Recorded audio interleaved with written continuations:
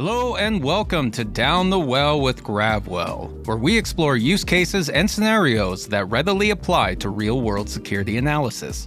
In this video, we are going to walk through a typical security analyst workflow, Triage. We will use multiple data sources and straightforward queries to demonstrate how Gravwell can fit right into the investigations necessary for a security analyst to understand the scope of a potential intrusion. We will be using data from KC7. A link can be found in this video's description. The data in KC7 was built by cybersecurity experts to simulate real adversaries. Therefore, it is synthetic but realistic. Since it was designed for educational use, we're going to use this data in this video in order to make it easily consumable by a broad set of users. Let's begin our triage with a report from an external vendor that was referred to the Security Operations Center for triage. This intelligence assessed with high confidence that the presence of Notice.io in any telemetry within an organization is indicative of threat actor targeting. We can begin with an extremely broad search against all of our data stores using an asterisk as a wildcard for our tag parameter. This instructs Gravwell to render our query across all tags that match that pattern. For this query, we are not opting to use a search extraction module. In Gravwell, search extraction, i.e. parsing, of the underlying data is performed at runtime. For this scenario, we are asking if we have seen the specific domain patterns across all of our data, and thus, we can search the data in its raw form. This is a powerful way to take an initial dive into our data with no consideration needed for the underlying format or schema. Since we want to find any instances of Notice.io, including those where it is part of a URL, we use the grep search processing tool since we want to be inclusive of submatches. To ensure our results are more easily readable, we use the table to render the default fields of tag, which will contain the name of the data source and data which encompasses the raw contents of the entry. Unfortunately, it looks like we have some results across two data sources, outbound browsing and email. While analyzing our results, we can assess from the timestamps contained in the raw data that the email events preceded the outbound browsing event.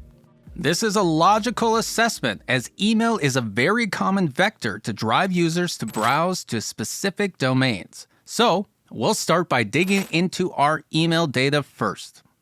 For this query, we limit our search to the email data source and limit to entries that contain Notice.io using the grep search processing module, as we are still interested in submatches, not just fully contained words. This greatly limits our results prior to calling the search extraction module AX, which will speed up our query. It looks like our organization received 3 emails which contained links to Notice.io. 3 distinct users received 1 email each, all with the same subject and from the same sender.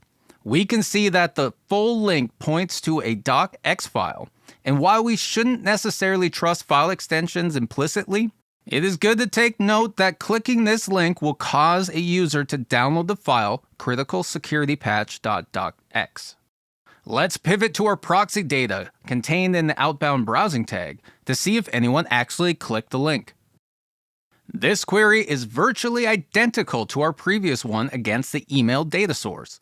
The only change is the replacement of the tag parameter to point at our outbound browsing data. Another way to perform this query without the use of the grep search processing module would be to use an enumerated field comparison. As we can see, the results of both queries are the same. We see a single entry indicating the source IP field with the value 192.168.2.83 browsed to the suspected malicious URL notice.io/search/criticalsecuritypath.x. One problem though, neither of our queries into this data gives us the username or host identifier details. So we don't know which employee is responsible for this activity, and thus we do not know where we need to consider remediation. Fortunately, we know the data that contains the static IP assignments given to our employees is contained in the employees table. With this knowledge, we can query that table for the missing identifiers that we need. When we run this query, we can see that the user Jose de la Garza with the hostname 4AHX desktop is assigned the IP address 192.168.2.83. And as expected, this matches one of the recipients of the phishing email containing our suspect link. Another option for determining who owns the IP address 192.168.2.83 is to use a compound query that generates a non-temporal lookup table based on our employees table. We go into detailed coverage of compound queries and non-temporal joins in our how-to video, Compound Query Non-Temporal Joins. When we execute our query, we are effectively combining entries from the employees table and the outbound browsing table on the source IP and IP address fields, which must contain the IP address 192.168.2.83. When we render our results, we can see the user identifier data alongside the outbound browsing data. So we know our user Jose de la Garza browsed to the suspect URL. But did the file criticalsecuritypath.docx get downloaded to their computer? We can pivot into our file creation events table to see if any files by this name were created on hosts in our environment.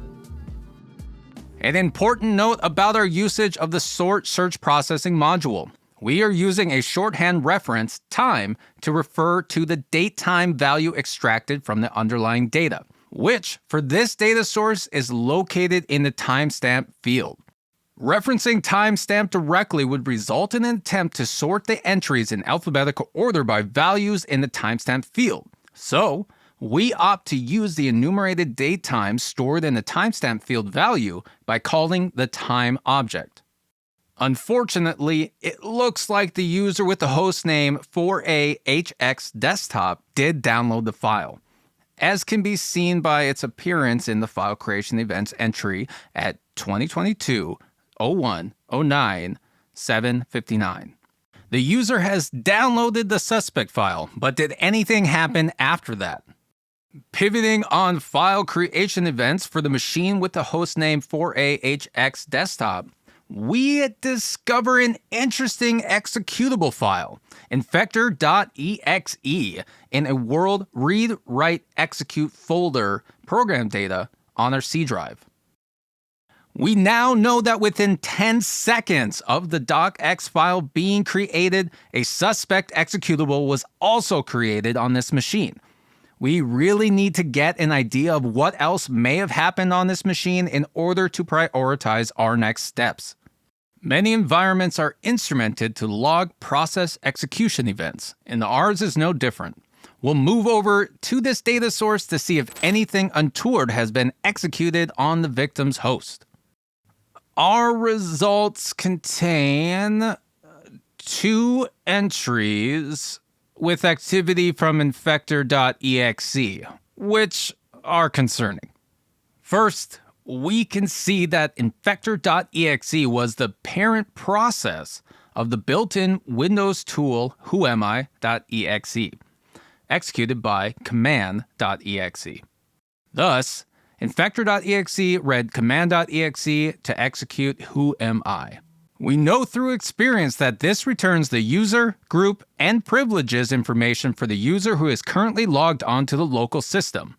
This makes the command useful for an attacker to run in order to orient themselves within a victim's environment. Second, we see infector.exe is the parent process to another executable, ligolo.exe. It seems that an IP address has passed as a parameter for ligolo.exe. It is likely this is an attacker-controlled IP address. And further internet sleuthing indicates that ligolo.exe may be an open-source tunneling tool which would allow an attacker access to our victim using an external relay server. With these findings in hand, we can assess with high confidence that an intruder has compromised the machine belonging to Jose de la Garza. We can make a strong case that this needs immediate attention and further investigation. Stay tuned for the continuation of this series, in which we broaden our scope based on findings from this initial triage to determine just how widespread this intrusion really is. So to wrap things up, from a single alert with an indicator of compromise, we were able to successfully triage a compromised host in our environment using Gravwell. Today, we successfully reconstructed the timeline of events that led to an intruder's hands-on keyboard tooling deployment from an initial email containing a link to a malicious file. In the continuation of this series, we will move beyond triage into a full investigation using Gravwell, as we find ourselves tasked with understanding the full scope of this intrusion and its impact on our environment. To experience Gravwell yourself, we invite you to explore Gravwell's Community Edition, as featured in this video. This entirely complimentary version is accessible via license request at gravwell.io/CE and is perfect for uses at your workplace on a side project or within the comfort of your own home lab.